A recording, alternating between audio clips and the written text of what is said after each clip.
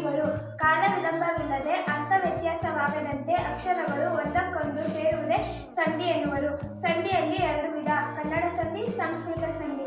ಕನ್ನಡ ಸಂಧಿಯಲ್ಲಿ ಮೂರು ವಿಧ: ಲೋಪಸಂಧಿ, ಆಗಮ ಸಂಧಿ, ಆದೇಶ ಸಂಧಿ. ಲೋಪಸಂಧಿ: ಸ್ವರದ ಮುಂದೆ ಸ್ವರ ಪೂರ್ವ ಪದದ ಸ್ವರ ಲೋಪವಾದರೆ ಅದನ್ನು ಲೋಪಸಂಧಿ ಎನ್ನುವರು. ಉದಾಹರಣೆ: ಊರು ಪ್ಲಸ್ ಊರು, ಊರೂರು.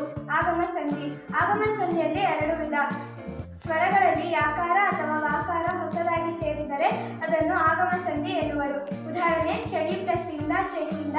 ಗುರು ಪ್ಲಸ್ ಅನ್ನು, ಗುರುವನ್ನು. ಆದೇಶ ಸಂಧಿ: ಸಂಧಿ ಕ್ರಿಯೆ ಆಗುವ ಪದದ ಆದಿಯಲ್ಲಿರುವ ವ್ಯಂಜನದ ಬದಲಿಗೆ ಬೇರೆ ಒಂದು ವ್ಯಂಜನವನ್ನು ಸೇರಿದರೆ ಅದನ್ನು ಆದೇಶ ಸಂಧಿ ಎನ್ನುವರು. ಕಾತಾಪಗಳಿಗೆ ಗಾದಾಪ ಆದೇಶವಾಗಿ ಬರುತ್ತದೆ. ಉದಾಹರಣೆ: ಹುಲ್ಲು ಪ್ಲಸ್ ಕಾವಲು, ಹುಲ್ಲುಗಾವಲು. ಧನ್ಯವಾದಗಳು.